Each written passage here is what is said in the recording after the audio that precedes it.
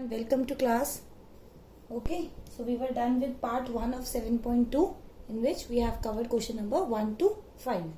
ठीक है, हमने क्या पढ़ा था? हमने सेक्शन फॉर्मूला पढ़ा था कि सेक्शन फॉर्मूला क्या करता है कि एक लाइन सेगमेंट है और एक पर्टिकुलर पॉइंट उसको कुछ रेशियो में डिवाइड कर रहा है, तो उस पॉइंट के कोऑर्डिनेट्स कैसे निकालने हैं.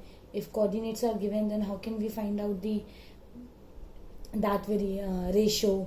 और कई बार होता है रेशियो भी गिवन नहीं है, कोऑर्डिनेट भी गिवन नहीं है, तो फिर वो कैसे उसको टैकल करना है ये हमने सब सीखा था. ठीक है, तो अब हम क्या कर रहे हैं, थोड़ा सा हाई लेवल ले रहे हैं उसका, तो वो हम पार्ट 2 में कवर करेंगे. फाइन, थोड़े से और अच्छे लेवल के क्वेश्चंस कर रहे हैं. जैसे कि हमारा क्वेश्चन नंबर है 6. इसमें क्या दे रखा है, इसमें हमें एक पैरेललोग्राम गिवन है. फाइन, हमें क्या गिवन है, हमें एक पैरेललोग्राम गिवन है ABCD. तो A क्या है 1,2, B क्या है 4,y, C क्या है x,6 एंड D इज 3,5. ठीक है, ये 4 कोऑर्डिनेट्स हैं हमारे, इस हिसाब से करने हैं. ये है पैरेललोग्राम. तो पैरेललोग्राम के लिए आपको बहुत ज्यादा जरूरत है कि आपको पैरेललोग्राम की प्रॉपर्टीज पढ़नी चाहिए, वो मतलब आपको आनी चाहिए, तभी आप उसको अप्लाई कर सकते हो. ठीक है, जैसे पैरेललोग्राम के हमारे पास कितनी प्रॉपर्टीज होती हैं, हमारे पास प्रॉपर्टीज होती हैं कि ऑपोजिट साइड्स जो होती हैं वो इक्वल होती हैं, ऑपोजिट साइड्स जो होती हैं वो पैरेलल होती हैं. ठीक है, डायगोनल्स जो होते हैं वो एक दूसरे को बाइसेक्ट करते हैं, ऑपोजिट एंगल्स जो होते हैं वो इक्वल होते हैं. ठीक है, अब तुम सोचो इसमें तुम क्या यूज कर सकते हो. देखो पैरेलल का तो कोई कंसेप्ट ही नहीं है यहाँ पर, तो छोड़ो. तो एक तो ऑपोजिट साइड्स इक्वल है, इसको यूज कर सकते हो. दूसरा, डायगोनल्स एक दूसरे को बाइसेक्ट करते हैं, हाँ यूज कर सकते हैं. बाइसेक्ट करने का क्या मतलब हो गया, जैसे कि अगर ये पॉइंट O है तो ये वाला पार्ट इसके इक्वल, ये वाला पार्ट इसके इक्वल, हाँ बाइसेक्शन यूज कर सकते हैं. सेक्शन फॉर्मूला लगा के 1:1 कर सकते हैं, तो बाइसेक्शन यूज कर सकते हैं. ऑपोजिट एंगल्स इक्वल है, इसका भी हमारा कोई पर्टिकुलर एप्लीकेशन कोऑर्डिनेट ज्योमेट्री में नहीं है, तो हम क्या कर सकते हैं, हम ये 2 चीजें यूज कर सकते हैं. अगर साइड्स वाला यूज करेंगे so we have to go for the distance formula, और अगर बाइसेक्शन वाला यूज करेंगे तो सेक्शन फॉर्मूले पे आते हैं. अब मुझे पर्सनली क्या होता है कि डिस्टेंस फॉर्मूला थोड़ा सा लेंथी लगता है. ठीक है, उसमें क्या होता है अंडर रूट है, सॉल्व करो ये वो, और कभी भी तुम एक फॉर्मूले पे नहीं चल सकते, 2-3 फॉर्मूले लगाने पड़ेंगे. जैसे अगर कुछ निकालना है तो इन दोनों को इक्वेट करो, इन दोनों को इक्वेट करो, ऐसा करके है. सेक्शन फॉर्मूला में थोड़ा सा ये सब नहीं होता. सेक्शन फॉर्मूला क्या होता है, कंपैरेटिवली सॉर्टेड है. तो मैं क्या कर रही हूँ, मैं पहले सेक्शन फॉर्मूला लगा रही हूँ. कैसे करा, पहले मैं AC डायगोनल को यूज कर रही हूँ. AC ये हो गया 1,2. देखो मैंने आपको पहले भी बताया था, for better understanding go for the सब फिगर. ठीक है, जब आपको बहुत ज्यादा मुश्किल, अब देखो उसमें है, अगर मैं O के भी कोऑर्डिनेट्स लिख दूंगी तो मैसी हो जाएगा. क्यों मैसी कर रहे हो, आराम से थोड़ा सा चीजों को एक सब फिगर बना लो. ठीक है, देखो इससे आपके ही अच्छे मार्क्स आएंगे, तो प्लीज इन सब चीजों को करना सीखो. ठीक है, अब ये OA और OC इक्वल है, तो यहीं पे लिख दो 1:1. तो यहाँ पे लिखो as OA is equal to OC, therefore M1:M2 is equal to 1:1. ठीक है, करो अप्लाई करो. तो A क्या हो जाएगा, आगे का रेशियो पीछे का नंबर, पीछे का रेशियो आगे का नंबर, अपॉन में 1 + 1 2, और B की वैल्यू क्या आ गई. ठीक है, विजिबल है ना यहाँ पर. B की वैल्यू क्या आ गई, आगे का रेशियो पीछे का नंबर, पीछे का रेशियो आगे का नंबर, अपॉन में दिस. तो ये आ जाएगा 4. इसको तो ये लिखना पड़ेगा. बेसिकली मेरे पास A,1 के कोऑर्डिनेट्स आ गए, x + 1/2 और ये 4. ये हो गया. अब क्या करो, एक सब फिगर और बना लो. कौन सी सब फिगर बना ली, BD डायगोनल की बना लो. ये D है, ये B है. D क्या है 3,5, ये क्या है 4,y, ये क्या है O, ये है 1:1, और O तो O ही है, तो इसको तो A, B ले सकते हो तुम. तो दोबारा अब लिखो, A कैसे निकालोगे, A निकाल लिया, आगे का रेशियो पीछे का नंबर, पीछे का रेशियो आगे का नंबर, अपॉन में 2. तो ये क्या आ गया 7/2.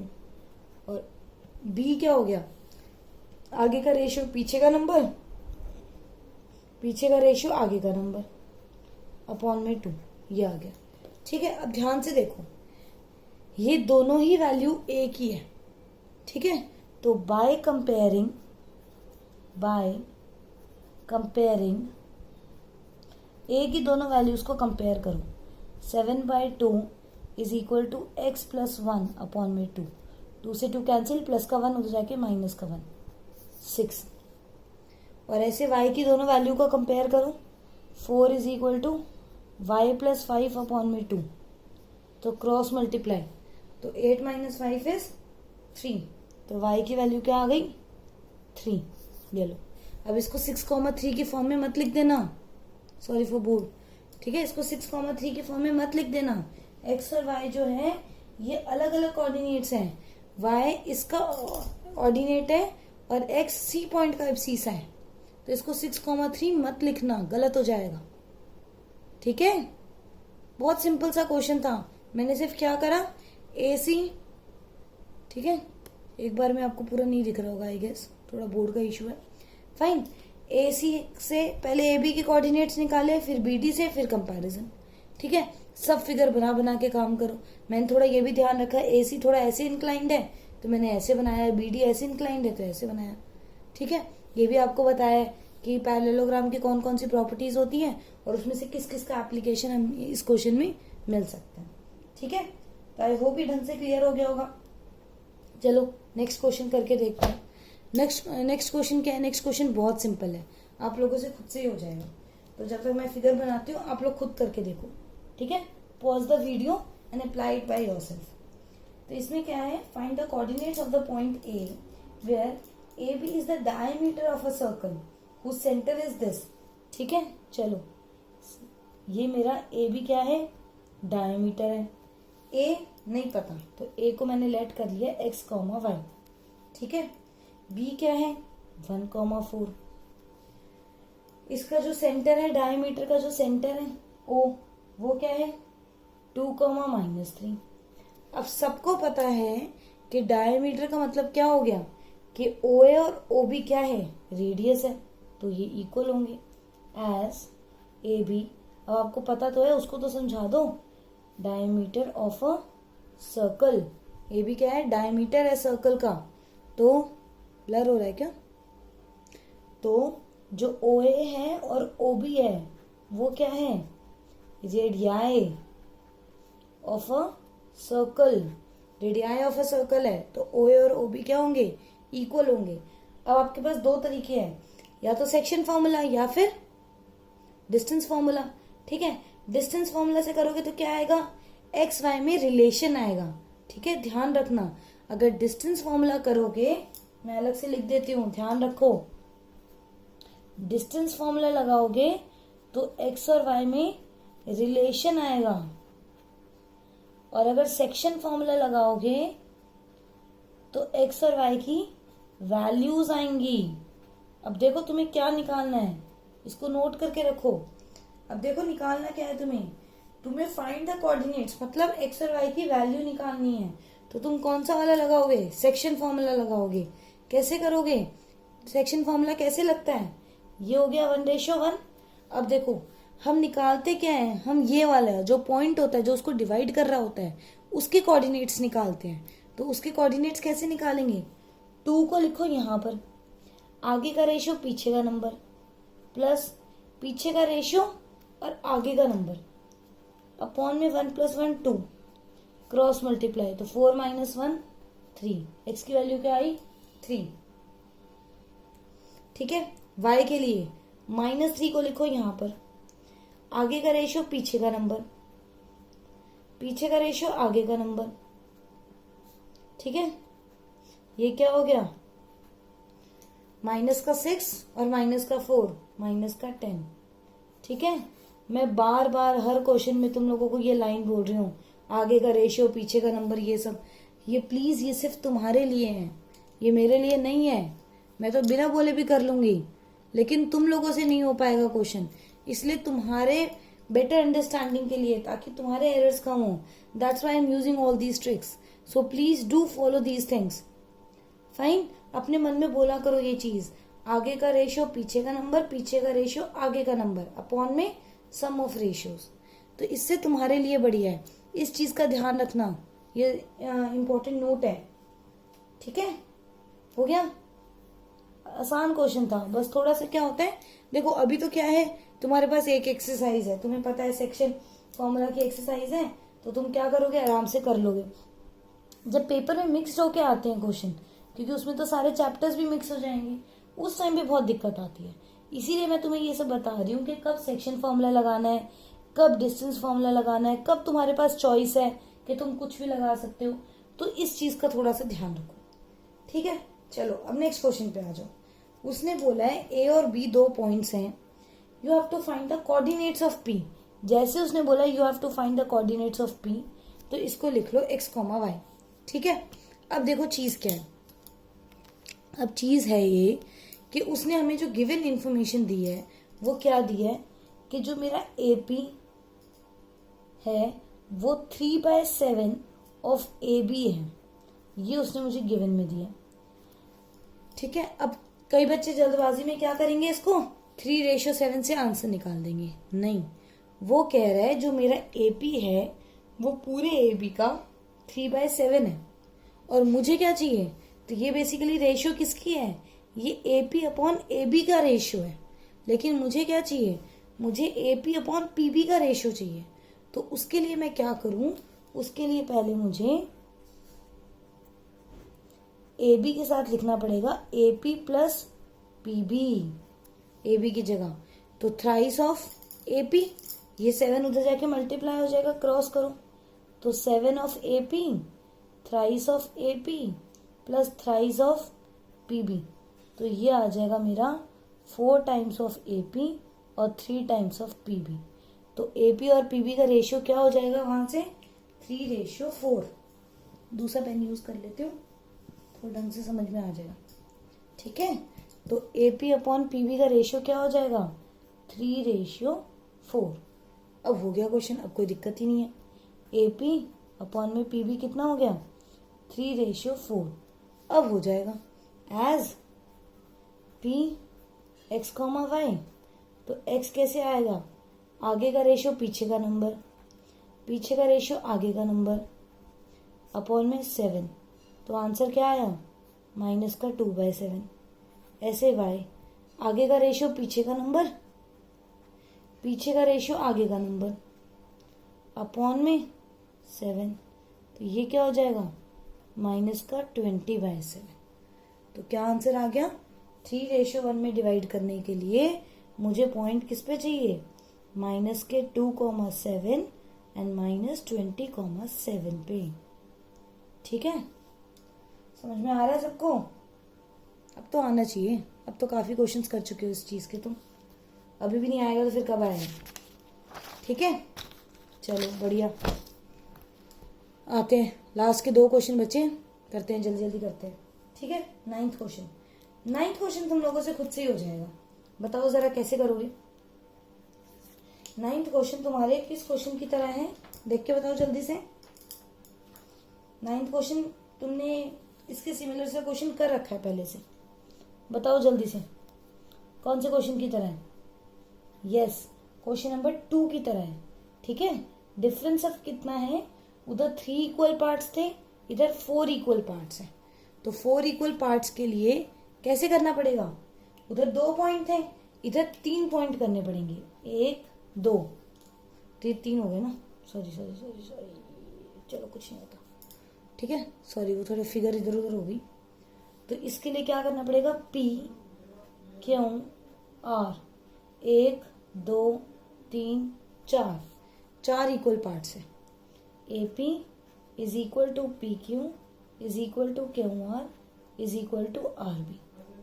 अब देखो ये डिस्टेंस फॉर्मूले से अगर कोई बच्चा इसको करने बैठ गया तो फिर भाई भूल ही जाओ, इस जन्म में तो नहीं होगा।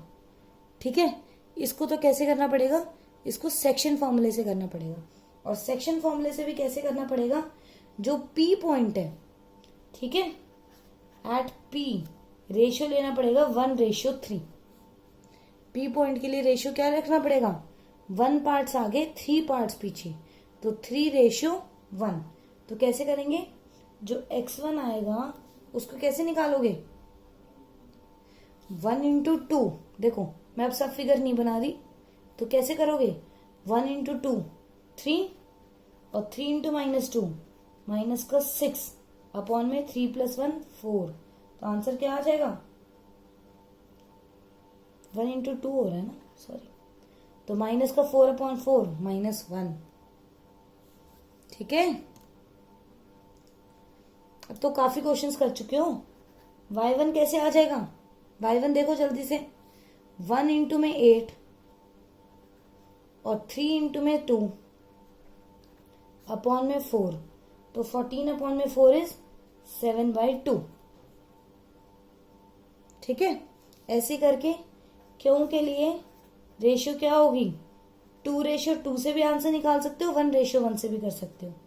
तो x2, y2 क्या आएगा, करके देखो जरा, इसका आंसर आएगा 0,5 और r के लिए रेशियो लिखनी पड़ेगी 1:3। तो इसका जो आंसर आएगा x3, y3 वो आंसर आएगा 1,13/2। ये सिंपल सा क्वेश्चन था, इसमें ज्यादा कुछ सोचने का नहीं था, इसलिए मैंने कैलकुलेशन पार्ट थोड़ा स्किप कर दिया। ठीक है, कुछ ज्यादा मुश्किल नहीं है इसमें, सिंपल सा क्वेश्चन है, हो जाएगा। कैलकुलेशन पार्ट भी कोई बहुत ज्यादा नहीं है इसमें। चलो नेक्स्ट देखते हैं, find the area of rhombus if it's vertices taken in order. अब देखो ये भी थोड़ी दिक्कत होती है, अगर वर्टिसेस को ऑर्डर में नहीं लिया, यहाँ पर तो इसने बोल दिया, लेकिन अगर ना भी बोले तो भी आपको ध्यान रखना है कि इन्होंने जिस ऑर्डर में दे रखा है उसी ऑर्डर में लिखना है। जैसे मान लो मैं जैसे नीचे से स्टार्ट करती हूँ, आप ऊपर से भी कर सकते हो, आप यहाँ से भी कर सकते हो, बट एक सीक्वेंस में करना है, ऐसे मत करना ABCD, ये नहीं होता, AB। ठीक है, नेक्स्ट पॉइंट क्या आएगा, 4,5, फिर क्या आएगा -1,4, फिर क्या आएगा -2, -1, ऐसे करके। तो ये क्या है, रोम्बस है। रोम्बस मतलब सारी साइड्स इक्वल। अब देखो स्क्वायर होता तो मैं एंगल को 90 डिग्री भी शो करती, ठीक है, लेकिन रोम्बस था तो मैंने सिर्फ साइड्स इक्वल करा। अब वो बोल रहा है इसका एरिया निकालो, मुझे पता है इसका एरिया क्या होता है, हाफ d1 इंटू d2, पता है मुझे। तो मैं क्या करूंगी, पहले ज्वाइन करूंगी AC को और फिर ज्वाइन करूंगी BD को। तो डिस्टेंस फॉर्मूला लगा के मेरे AC की जो वैल्यू आएगी वो कितनी आएगी, -1 -3 का स्क्वायर, और ये हो जाएगी 4 - 0 का स्क्वायर। तो -4 का स्क्वायर 16, 4 का स्क्वायर 16, 16 + 16 32, ये आंसर आएगा 4√2। और ऐसी जब मैं BD में डिस्टेंस फॉर्मूला लगाऊंगी तब मेरा आंसर आएगा 4 + 2 का स्क्वायर प्लस 5 + 1 का स्क्वायर। तो 6 का स्क्वायर 6 का, ये आ जाएगा 6√2। ठीक है, d1 d2 आ गया। तो एरिया फॉर्मूला क्या होता है, एरिया ऑफ रोम्बस क्या होता है, हाफ d1 इंटू d2। तो ये हो जाएगा हाफ d1 कितना हो जाएगा 4√2 इंटू में 6√2, ये 1 पे ये 2 पे, 3 6 2 से 12 और √2 इज 2, तो 24। बस छोड़ दूं, हो गया, नहीं ऐसे यूनिट भी तो लिखेंगे। तो 24 स्क्वायर यूनिट्स। ठीक है, और बॉक्स के अंदर गिर जाएगा, वरना ये कहीं इधर उधर गुम हो जाएगा, मैम मार्क्स नहीं देगी। तो क्या करो, सब कुछ लिखने के बाद में इसको बॉक्स में इनक्लोज कर दो। तो बस बढ़िया, इसके साथ हमारी सेकेंड एक्सरसाइज भी खत्म हो गई। अब आप जब नेक्स्ट एक्सरसाइज के लिए क्लास अटेंड करने आओगे उसके पहले आप इसके एग्जाम्पल्स करके आओगे और एक बार पूरी तरीके से ये एक्सरसाइज करके आओगे। ठीक है, सारे questions 1 at a time, all questions 1 at a time. ठीक है, ये करके आओगे आप। फिर मैं आपको नेक्स्ट एक्सरसाइज करवाऊंगी, that would be covering your area of triangle using coordinate. Fine, till then bye bye, take care, see you.